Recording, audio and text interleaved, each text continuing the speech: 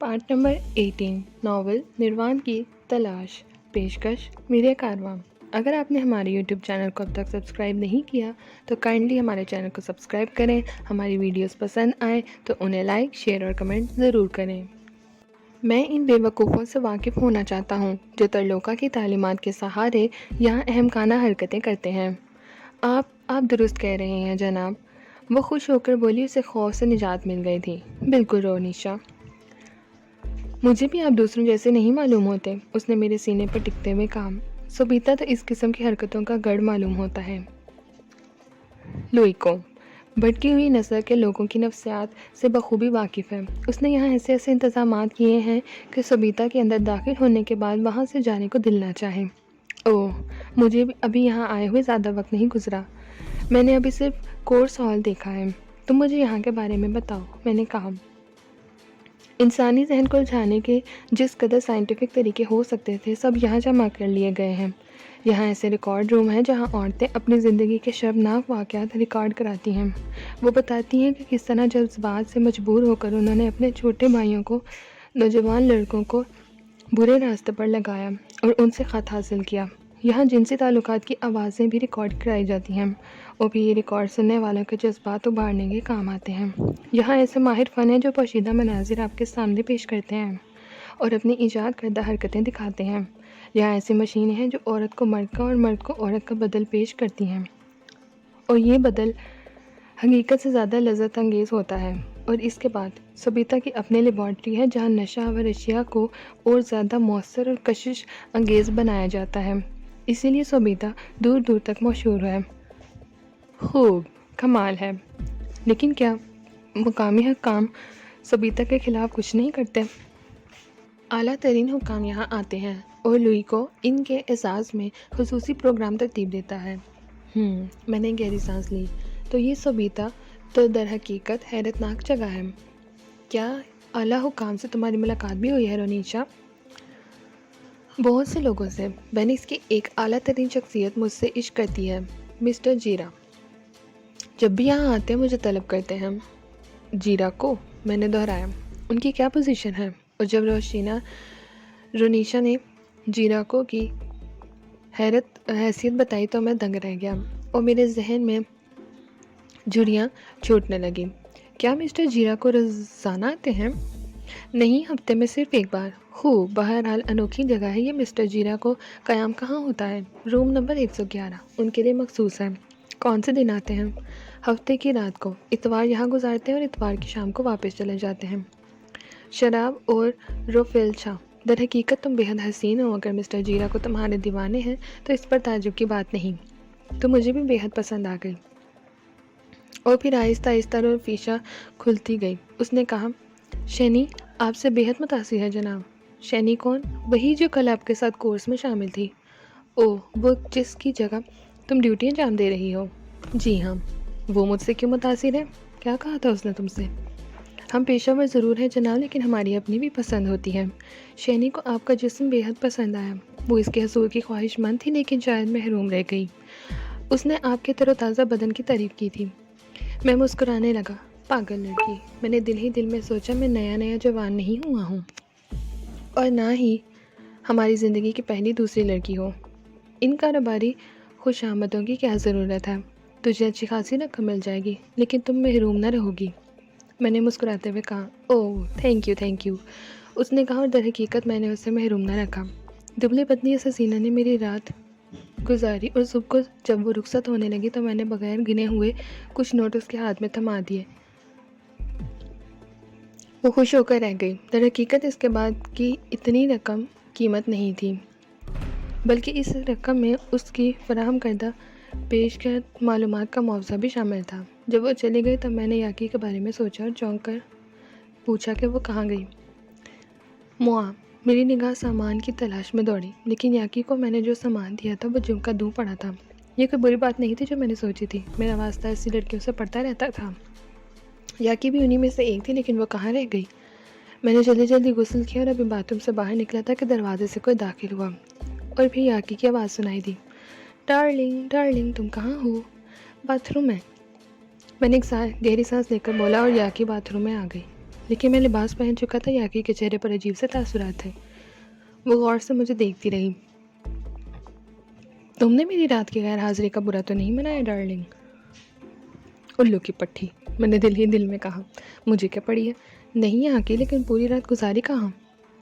5 بجے کورس ختم ہوا، ایک احمق میرے پیچھے پڑ گیا۔ اتنا ڈھیر تھا کہ میں کیا بتاؤں، مجبوراً بقیہ وقت اس کے ساتھ گزارنا پڑا۔ پاگل کتا، وہ ہنس پڑی۔ میں نے اسے کچھ نہ کہا اور پھر وہ باتھ روم میں داخل ہو گئے۔ پھر ہم دونوں نے ناشتہ کیا۔ اس کے بعد یاکی نے لباس تبدیل کرتے ہوئے کہا، مجھے سخت نیند آ رہی ہے ڈارلنگ، کیا میں تھوڑی دیر سو لوں؟ ضرور، آرام کرو، میں نے مسکراتے ہوئے اس سے کہا۔ آؤ تم بھی سو جاؤ، اس نے مسکراتے ہوئے کہا۔ نہیں یاکی، میں پوری رات آرام کی نیند سویا ہوں، تم آرام کرو، میں نے جواب دیا اور پھر یاکی سو گئی۔ میں نے لباس تبدیل کیا اور باہر نکل آیا۔ آج میں سمیتا کے دوسرے حصوں کا جائزہ لینا چاہتا تھا، چنانچہ میں آوارہ گردی کرنے لگ پڑا۔ بہت بڑا علاقہ تھا، جدید ترین طرز تعمیر سے آراستہ۔ میں نے اس صاف ستھرے ماحول کو پسندیدگی سے دیکھا، لیکن پھر مجھے اس کے گھنونے پروگرام یاد آئے اور میری ہونٹ نفرت سے سکڑ گئے۔ ہاں میں بہت برا انسان تھا، لیکن اس کے باوجود میں ان رشتوں کا احترام کرتا تھا، ان اصولوں سے محبت کرتا تھا جو انسانیت کے ستون ہیں۔ اور لوئی کو، وہ شخص جس نے دولت کے حصول کے لیے انسانیت کے پر خرچے اڑا دیے تھے، میں اس شخص کو دیکھنا چاہتا تھا۔ میرے پاس خصوصی کارڈ موجود تھا، اس لیے مجھے کسی بھی حصے میں جانے کی روک ٹوک نہیں تھی۔ میں اس حصے میں جا نکلا جہاں سبیتا کے دفاتر تھے۔ یہ دفاتر ایک قطار سے بنے ہوئے تھے، سب کے سب ایئر کنڈیشن تھے۔ میں ان کے سامنے سے گزرتا ہوا ان کے عقب میں آ گیا۔ ابھی میں زیادہ دور نہیں گیا تھا کہ اچانک ایک دفتر کا عقبی دروازہ کھلا اور 2 آدمی کسی کو بازوؤں سے پکڑے باہر نکلے۔ انہوں نے اس شخص کو زور سے دھکا دیا اور وہ اوندے منہ گر پڑا۔ دھکا دینے والے دونوں جاپانی نوجوان تھے۔ ان کے پیچھے ایک تیسرا شخص بھی برآمد ہوا، لیکن گرنے والا جلدی سے کھڑا ہو گیا اور پھر پنجابی زبان کی گالیاں سن کر میں چونک پڑا۔ آواز بھی میں نے پہچان لی، وہ سردارے تھا جس نے پہلے تو انگریزی میں جتنی گالیاں یاد تھیں دے ڈالی، کمی محسوس ہوئی تو پنجابی زبان کی دلچسپ گالیوں میں اتر آیا۔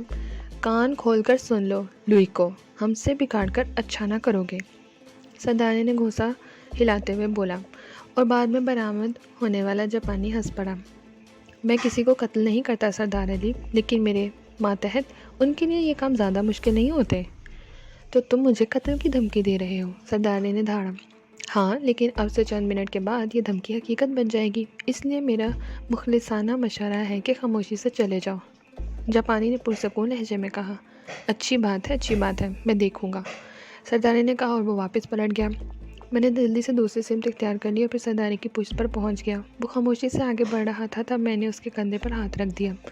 سردار چونک پڑا، اس نے پلٹ کر مجھے دیکھا اور پھر اس کی آنکھوں میں جلاہٹ نظر آئی۔ کی ہے اس نے کہا۔ کوئی گل نہیں، ساڈے نال آ، میں نے کہا اور سردار اجل پڑا۔ مجھے پہچاننے کا سوال ہی پیدا نہیں ہوتا تھا، کیونکہ میری شکل بدلی ہوئی تھی، لیکن میری پنجابی نے اسے متاثر کیا۔ گل دسو جی، تسی ہو کون؟ وہ اکڑے ہوئے انداز میں بولا۔ میرے ساتھ آؤ سردارے، میں نے سنجیدگی سے کہا۔ کمال ہے، چلو، سردارے نے شانے اچکا دیا اور پھر میرے ساتھ چل پڑا۔ میں اسے لیے ہوئے اپنے کمرے میں آ گیا۔ اس نے حیرت سے سوئی ہوئی یاکی کو دیکھا، پھر مجھے۔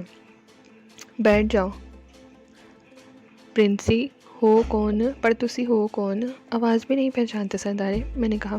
ارے نواز، مگر؟ اس نے پاگلوں کے سے انداز میں مجھے گھورتے ہوئے کہا۔ تمہارا خیال ٹھیک ہے سردارے، میں نواز ہی ہوں۔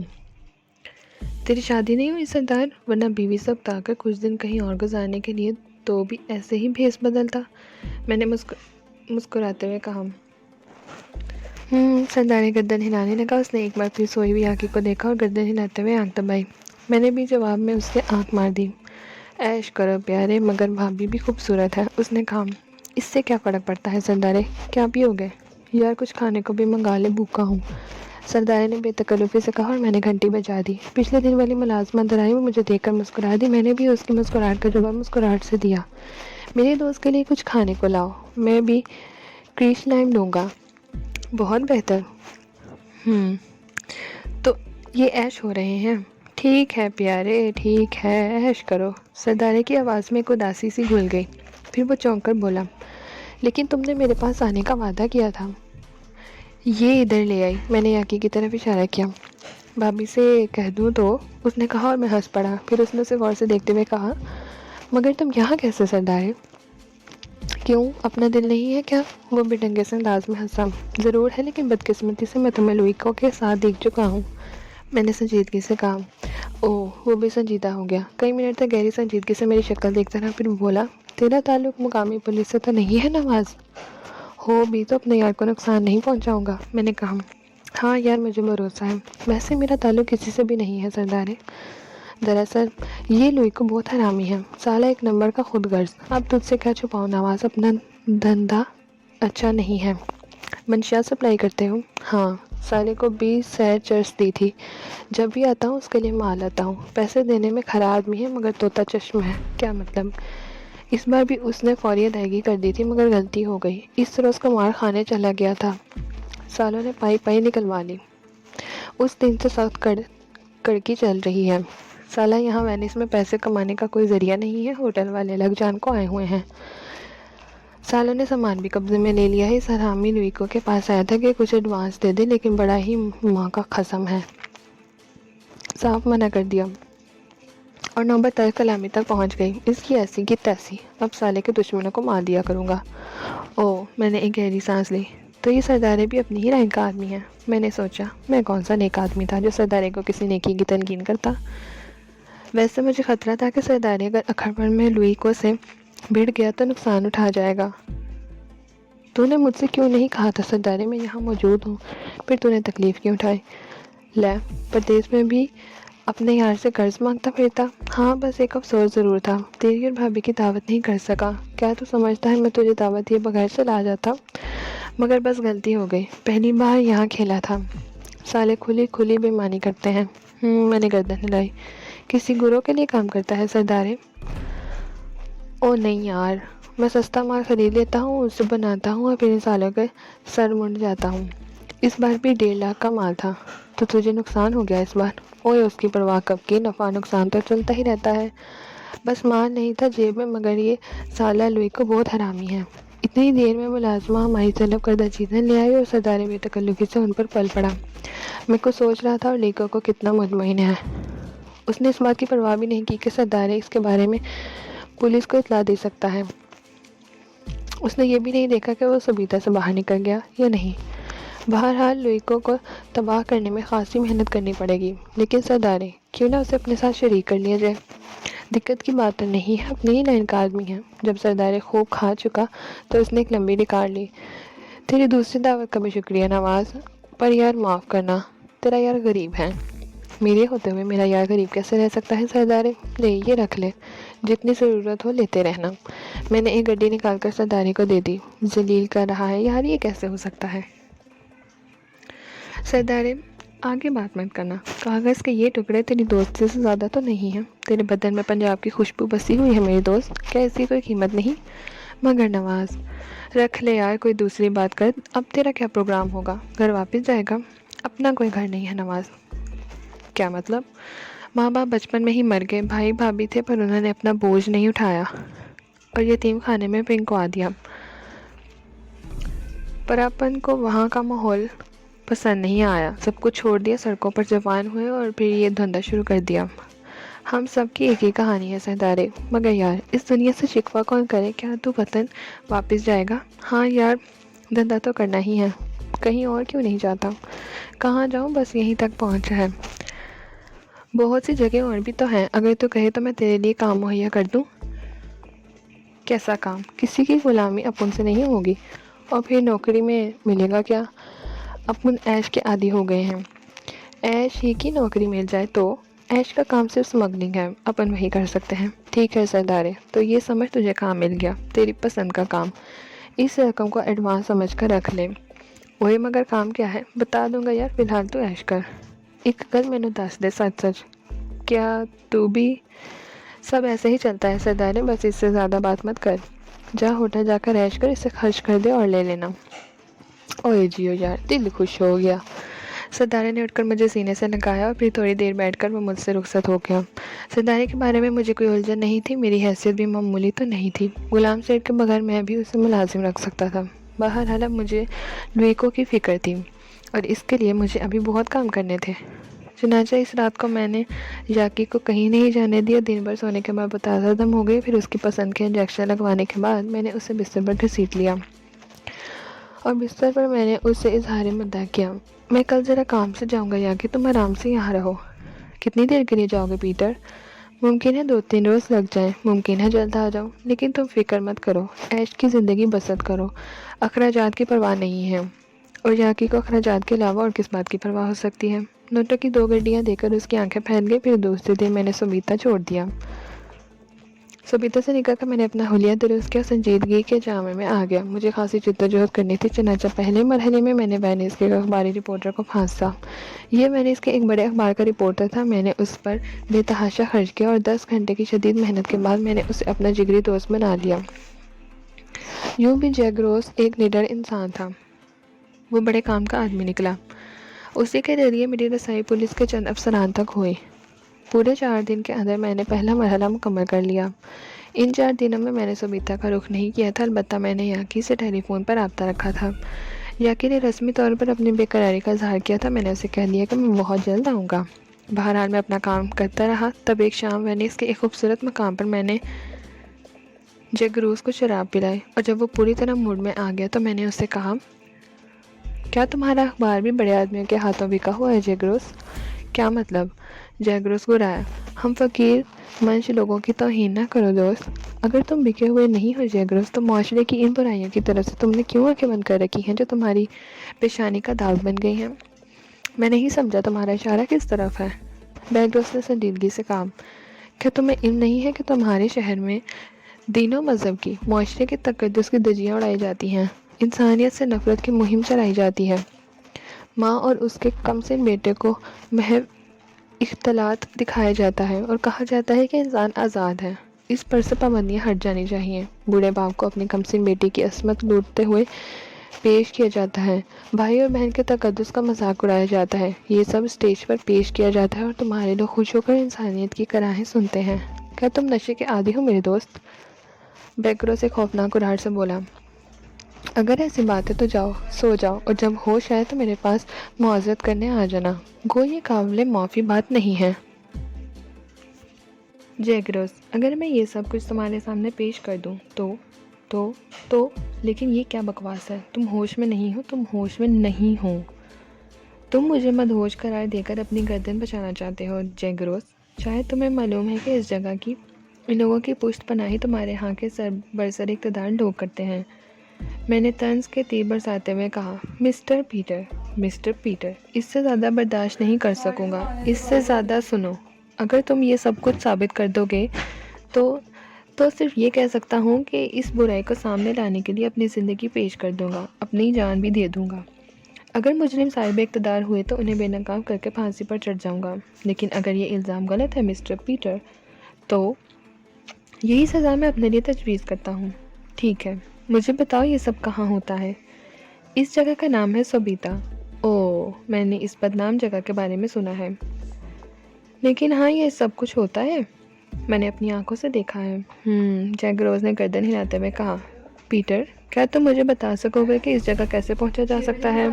جدید قسم کا ہپی بن کر, دولت کا سہارا لے کر. تم میرے لیے انتظامات کر سکتے ہو؟ یقیناً. تو کر دو میرے دوست, میں تمہارا شکر گزار ہوں گا.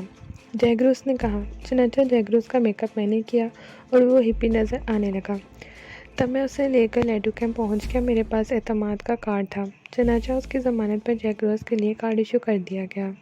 جیک روز نے مائکرو کیمرہ ساتھ لیا تھا. وہ پوری طرح تیار تھا. چنانچہ اسے سوبیتا میں کمرہ مل گیا. یہ کمرہ میرے کمرے کے برابر تھا.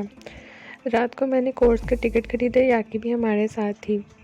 میں نے جیک روز کا تعارف اپنے نئے دوست کی حیثیت سے کرایا تھا, اور پھر کپڑے اتارتے ہوئے جیک روز کی حالت قابل دید تھی. لیکن اس نے ننھا کیمرہ اپنے بغل میں چھپا لیا تھا. اندر کے ماحول کو دیکھ کر اس کے بدن میں تھرتھراہٹ ہونے لگی تھی. ہم اپنی کرسیوں پر بیٹھ گئے. جیک روز بالکل خاموش تھا. ان سیاہ نقابوں کے پیچھے تمہارے وطن کے رہنما چہرے ہیں. میں نے اس کے کان کے قریب سرگوشی کی, لیکن جیک روز نے کوئی جواب نہیں دیا. آج میری کیفیت مختلف تھی. میں اس قدر جذباتی موڈ میں نہیں تھا. اور سچ جانیے, شاید آپ اس بات پر یقین نہ کریں, میں نے سوبیتا کو تباہ کرنے کے لیے ہی چال چلی تھی. لیکن دل کے کسی کوشے میں ایک ثواب کا تصور بھی تھا. میں سوچ رہا تھا کہ ان پاگل بدکاروں کو مصیبت میں پھنسانے سے ایک نیک کام وجود میں آئے گا۔ شو شروع ہو گیا۔ بوڑھے نے انسان کی مظلومیت کی داستان دہرائی۔ انداز بدلا ہوا تھا اور پھر انسانیت کے دشمن نیک لوگ انسانیت سے جنگ کرنے لگے، تہذیب کو شکست دینے لگے۔ آج میں نے نوجوان ماں اور کمسن بیٹے کو دیکھا، بوڑھے باپ اور نوجوان بیٹی کو دیکھا۔ یہ سب رضاکار تھے اور اس کے ساتھ ہی میں نے جیک روس کو دیکھا جس کا کیمرہ چل رہا تھا، ننھا طاقتور لینس کا کیمرہ۔ ان تمام مناظر کی تصاویر لے رہا تھا جو ہم نے پوری رات گزار دی۔ واپسی پر جیک روس بے حد تھکا ہوا تھا۔ یا کہ بدمست ہو رہی تھی، اس نے میرے ساتھ جیک روس پر بھی حملے کیے، لیکن میں نے اسے بمشکل تمام سلا دیا۔ ابھی میں جیک روس کے کمرے میں آ گیا۔ جیک روس کی گردن جھکی ہوئی تھی، اس کا چہرہ دھواں ہو رہا تھا۔ کیا خیال ہے میرے دوست؟ میں نے پوچھا۔ تم جانتے ہو پیٹر، سوبیتا کا مالک ہمارے ملک سے تعلق نہیں رکھتا۔ ہاں میں جانتا ہوں، لیکن تمہارے وطن کے لوگ اس کی پشت پناہی کرتے ہیں۔ یہ ان کا انفرادی فعل ہے، یقیناً، لیکن کیا انہیں عوام کی نگاہ میں لانا مناسب نہیں ہے؟ ہے، یقیناً، لیکن کاش میں ان میں سے کسی ایک کا چہرہ دیکھ سکتا۔ میں یہ بھی کر سکتا ہوں، میں نے کہا۔ کس طرح میرے دوست؟ جیک روس بولا۔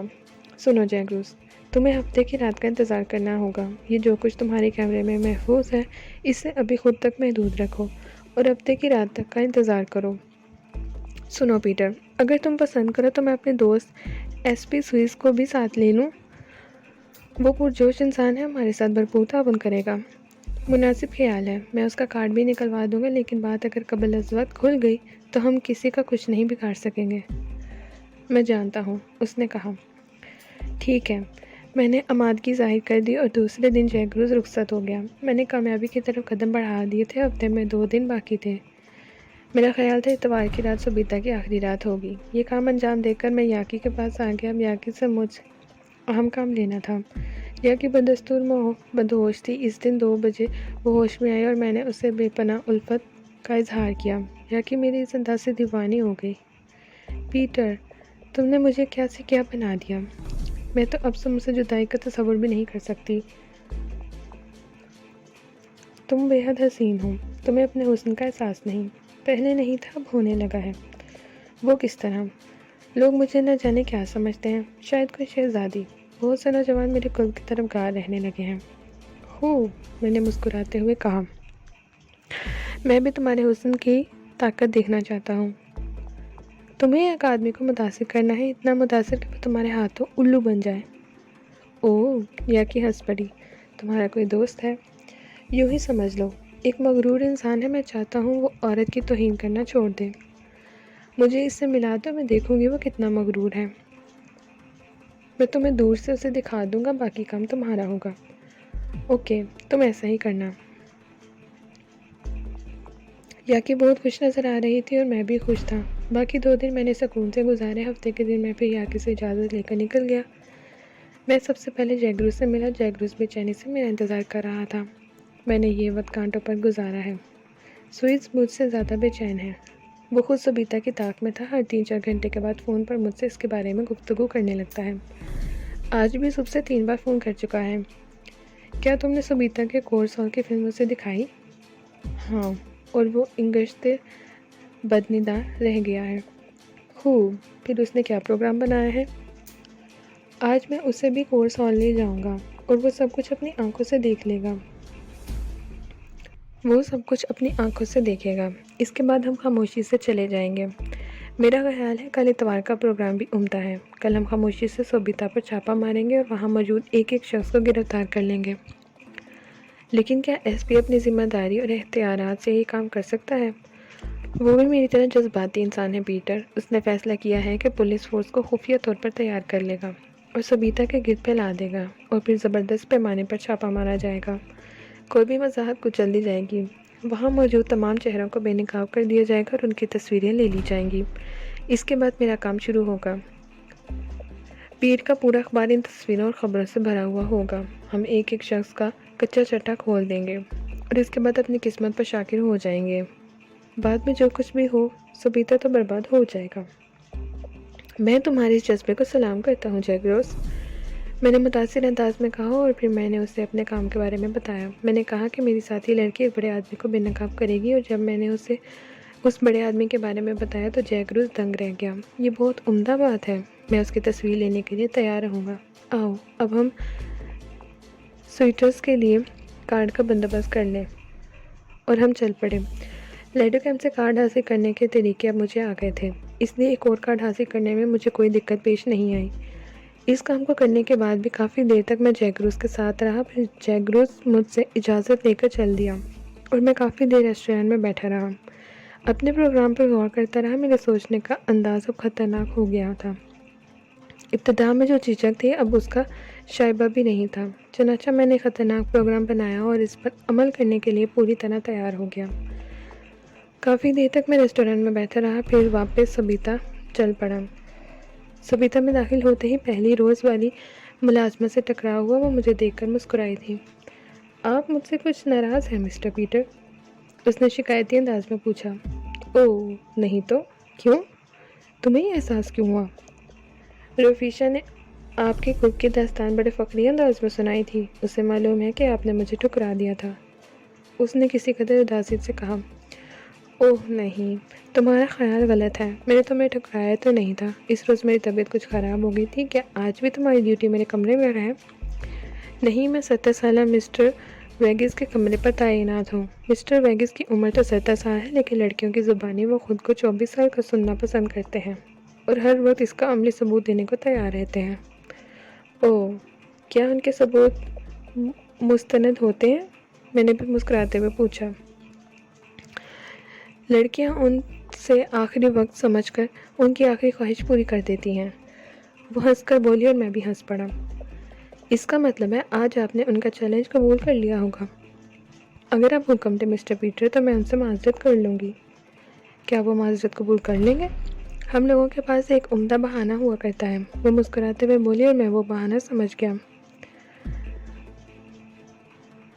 میں نے مسکراتے ہوئے گردن ہلا دی۔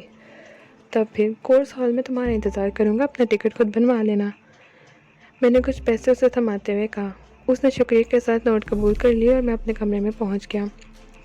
پھر میں ایک آرام کرسی پر دراز ہوا۔ میں نے اسے آواز دی تو وہ سنبھل کر بیٹھ گئی۔ سو رہی ہو یاکی؟ نہیں، سوچ رہی تھی۔ کیا؟ میں نے سوال کیا۔ تمہارے بارے میں ہی سوچ رہی تھی پیٹر۔ کیا سوچ رہی تھی؟ یہی کہ تم کتنے دنوں کے ساتھی ہو۔ کیا مطلب؟ ایک نہ ایک دن تمہارا دل مجھ سے ضرور بھر جائے گا، اور پھر تم مجھے تنہا چھوڑ دو گی۔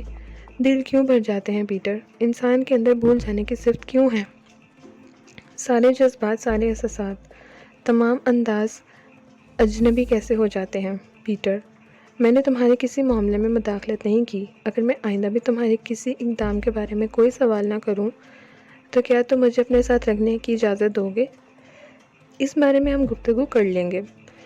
سوچنا پیٹر، اس موضوع پر ہمدردی سے سوچنا، اس نے ایک ٹھنڈی سانس لے کر کہا۔ ضرور سوچوں گا، لیکن تم اپنا پروگرام بھول گئی شاید۔ کون سا پروگرام؟ مسٹر جیراکو؟ نہیں، مجھے یاد ہے، یاکی نے کہا۔ تب پھر تیار ہو جاؤ، وہ آ چکا ہوگا۔ میں خود تمہیں تیار کروں گا۔ اور میرے اس محبت بھرے انداز سے یاکی کی دھاسی دھل گئی۔ میں اسے لے کر باتھ روم میں داخل ہو گیا۔